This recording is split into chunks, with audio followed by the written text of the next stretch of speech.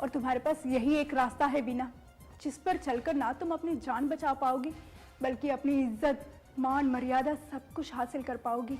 ये मत सोचिएगा कि मैं मौत से डर कर भाग रही हूँ। मैं इसलिए जा रही हूँ क्योंकि मेरी मौत की खबर मेरे माँ और मेरे लाला जी बर्दाश्त नहीं कर सकते। कौन कमबख्त तुमसे बात करना चाहता है मोनिका? हकीकत तो यह है कि तुम्हारी परेशानियों को सुनकर मेरे दिल को जो ठंडक पहुंचती है वो मैं तुम्हें नहीं बता सकता। नहीं नानी माँ, ऐसा नहीं हो सकता, ऐसा नहीं हो सकता। तेरे चिल्लाने से सच बदल नहीं जाएगा। अगर मुझे पता होता कि इसका चरित्र ऐसा है तो मैं उसे इस घर की बहू कभी ना बनाती। वैसे तुम्हारी बेहतरी के लिए बता दो कि वीना जो तुम्हारी पत्नी है वो मुझसे नफरत करती है, सिर्फ नफरत, और उसके साथ मेरा नाम जोड़कर अच्छा नहीं करोगे।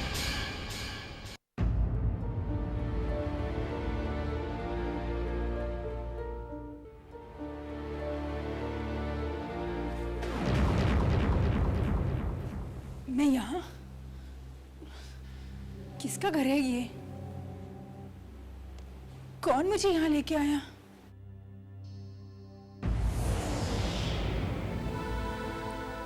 मैं लेकर आई हूं तुम्हें यहाँ।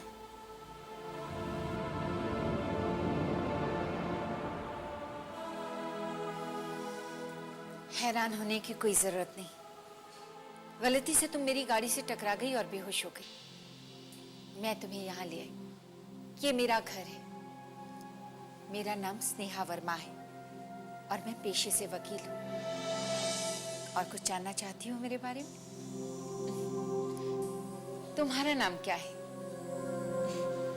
मेरा नाम वीना है। वीना? बहुत प्यारा नाम है। वीना, तुम्हें देखकर मैं समझ सकती हूँ कि तुम किसी परेशानी से गुजर रही हो। अगर तुम मुझे बता दोगी तो हो सकता है मैं तुम्हारी कुछ मदद कर सकूं। हाँ?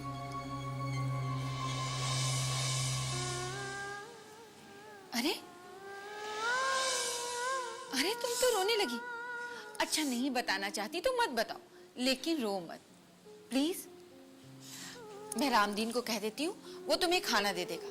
खाना खा के आराम से सो जाना, ठीक है? ठीक है।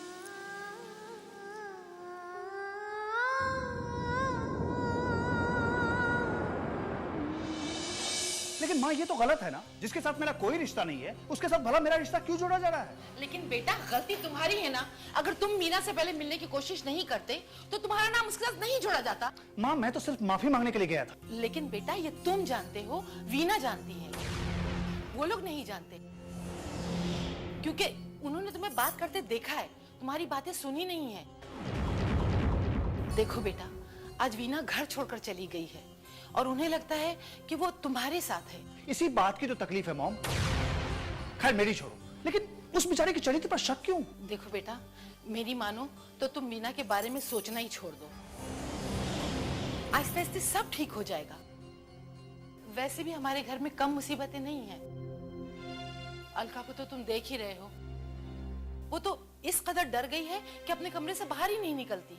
अलका के लिए तो मैं खुद भी बहुत ज्यादा परेशान हूँ। पता नहीं चल रहा है वो लड़का है कौन।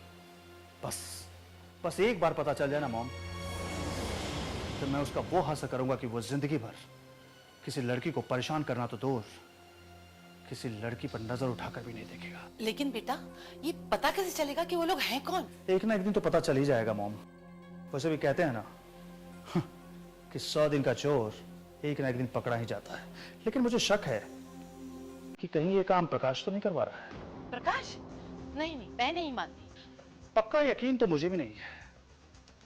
हाँ माँ, शक जरूर है, लेकिन अगर मेरे शक ने सच्चाई की शक्ल ली तो प्रकाश के लिए बहुत ही बुरा होगा। नहीं, मैं पुलिस कंप्लेंट करवा कर ही रहूंगा। क्या पुलिस कंप्लेंट करवाओगे? हाँ, क्या कहोगे कि मेरी पत्नी भाग गई? उल्टा पुलिस 10 सवाल पूछेगी। कैसे भागी, कहाँ भागी, क्या तुमने मारा, पीटा, क्या किया तुम लोगों ने? हाँ, कहीं ऐसा ना हो कि तुम्हारी कंप्लेंट से वो बच जाए और तुम फंस जाओ। संगीता ठीक कहती है पुत्र, इस बात की भनक किसी को नहीं लगनी चाहिए, नहीं तो घर की इज्जत मिट्टी में मिल जाएगी। पहले ही लक्ष्य के साथ उसका नाम जुड़ा हुआ है, क्या भरोसा के। नानी माँ, अरे मुझ पे क्यों भड़कता है? नानी माँ नानी माँ, अरे सारे गुल तो उसने लक्ष्य के साथ खिला दिए, क्या भरोसा कि ये भी। नानी माँ, माँ पहले अपनी आंखों से देखकर तसल्ली तो कर ले, फिर किसी पे इल्जाम लगाना ठीक होगा। मैं तो कहती हूँ लाला जी के वहां फोन करके पता कर ले, कहीं वहां तो नहीं पहुंच गई।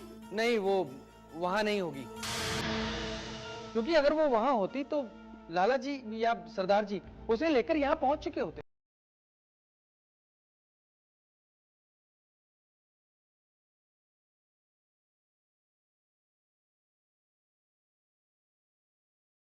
जो बात होती है गुम गुमा के मेरे ऊपर ही आती है, मैं तो किसी को बोलूंगी नहीं। अरे ये तो वीना बेटी के घर का नंबर है। हाँ वीना बेटी बोल। जी नहीं, मैं प्रकाश बोल रहा हूँ। प्रकाश बेटे, कहो कैसे याद किया? आपको कैसे भूल सकता हूँ, क्योंकि आप ही तो वो हैं जिन्होंने बीना नाम की मुसीबत को मेरे सिर से बांध दिया है। प्रकाश बेटे, वीना को मुसीबत कहना कुछ अच्छी बात नहीं है। मुसीबत को मुसीबत ना कहूं तो और क्या कहूं, हम सबका जीना हराम कर दिया उसने।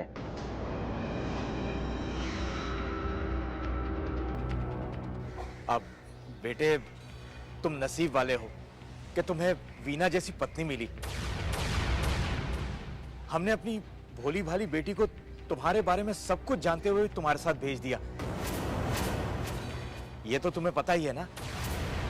मेरे बारे में तो आपको सब कुछ पता है, लेकिन शायद आप बीना के बारे में कुछ नहीं जानते। साफ साफ कहो बेटा, कहना क्या चाहते हो? तो सुनिए, आपकी भोली भाली बीना हमारे घर की इज्जत को नीलाम करके कहीं भाग गई है। हमने सोचा था शायद वो मायके में होगी, लेकिन वहां भी नहीं। पता नहीं कहां होगी, किसके साथ होगी। ओए प्रकाश, अपनी जबान को काबू में रखो। चिल्लाइए मत, चिल्लाना मुझे भी आता है। मेरी पत्नी बीना किसी के साथ भाग गई है और आप चाहते हैं कि मैं उसके तारीफ के पुल बांधूं? वो गई नहीं होगी, बल्कि तुम लोगों ने उसके साथ कोई गलत किया होगा। प्रकाश, ऐसी कोई गलती मत कर बैठना कि मैं अपना आपा खो बैठूं। मैं वहां आ रहा हूं सच का पता लगाने, और सच तो पता चल ही जाएगा। वो माँ बाप कोई और होंगे जो अपनी बेटी की मौत का गम सह जाते हैं। अगर ऐसी वैसी कोई गलती हुई ना, तो तुम जिंदगी भर हर्जाना भरते रहोगे।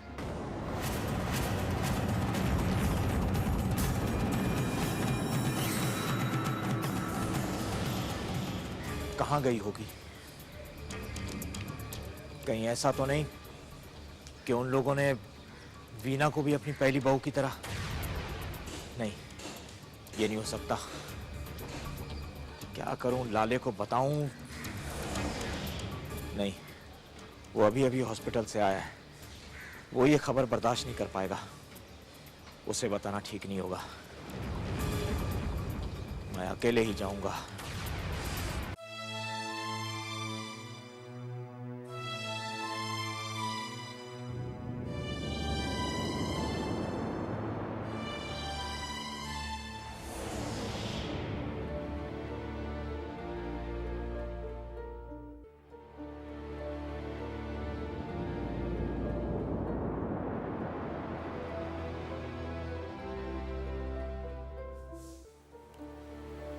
लगता है रात भर नहीं सोई।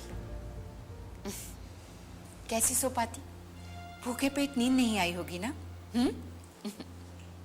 बैठो बैठो ना।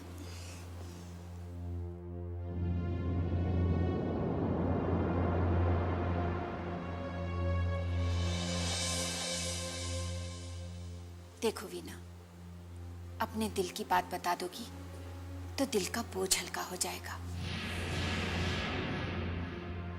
मैं तुम्हारी बड़ी बहन के समान हूं, तुम मुझे अपनी सारी परेशानियां बता सकती हो। क्या करेंगी आप जानकर? मेरे नसीब में जो लिखा है वो मिट तो नहीं जाएगा। मैं ऐसा नहीं मानती कि नसीब का लिखा मिट नहीं सकता। अगर इंसान कोशिश करे तो अपने हाथों की लकीरों को भी बदल सकता है। बताओ ना, क्या बात है? दीदी, कहाँ से शुरू करूं? समझ में नहीं आ रहा। किसी वक्त की बात है दीदी, मेरी भी शादी होने वाली थी।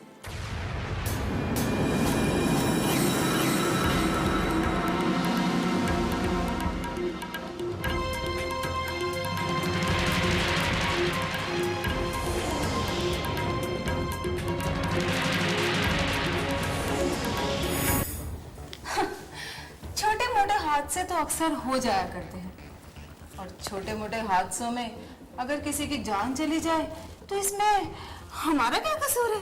हाँ? क्यों? क्या ख्याल है?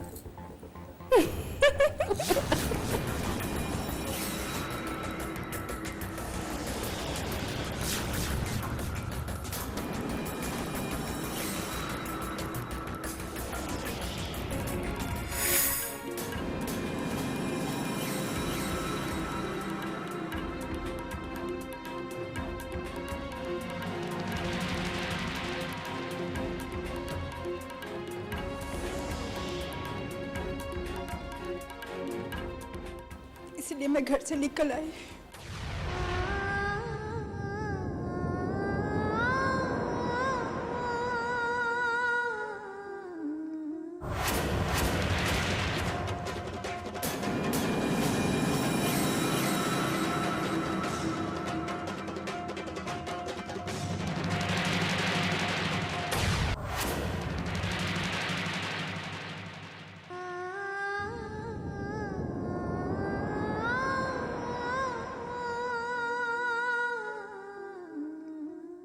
बिल्कुल ठीक किया तुमने।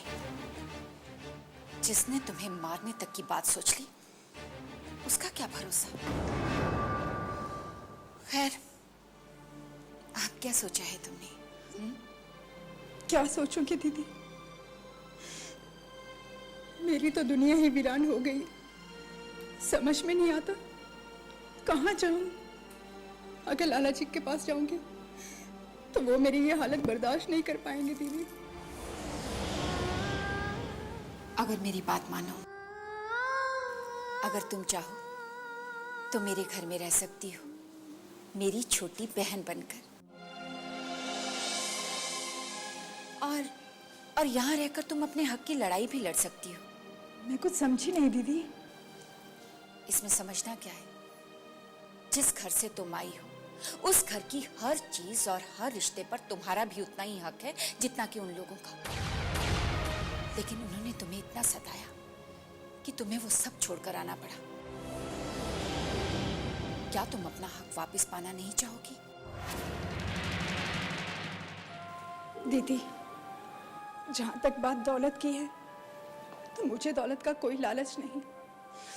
मेरे लिए तो मेरे रिश्ते ही दौलत है। पर दीदी, उन रिश्तों को हासिल करने से क्या होगा जिनमें प्यार ही नहीं। मैं तुमसे रिश्तों को हासिल करने की बात नहीं कर रही हूं। मैं चाहती हूं कि तुम उन्हें मजबूर कर दो कि वो तुम्हें प्यार और इज्जत के साथ उस घर में ले जाए। नहीं दीदी, मैं उनके साथ कोई लड़ाई नहीं लड़ना चाहती। बात तुम्हारी चाहत की नहीं है।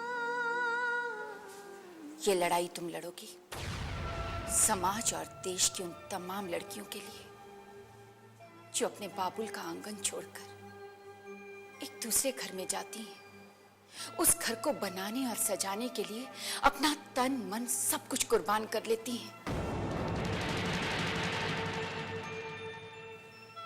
लेकिन फिर भी उस परिवार के लोग उसे दिल से नहीं अपनाते। क्यों वीना? उसे प्यार के बदले प्यार और इज्जत के बदले इज्जत क्यों नहीं मिलती? मैं मैं चाहती हूं तुम ये लड़ाई लड़ो, ताकि समाज की वो सताई हुई तमाम लड़कियां तुम्हें देखकर शायद अपने हक के लिए खड़ी हो जाए। और अगर ऐसा हो गया ना वीना, तो बाबुल के आंगन और ससुराल के आंगन में लड़कियों के लिए फर्क नहीं रहेगा। क्या क्या तुम ऐसा नहीं चाहती? बोलो, ऐसा नहीं चाहती तुम? हाँ?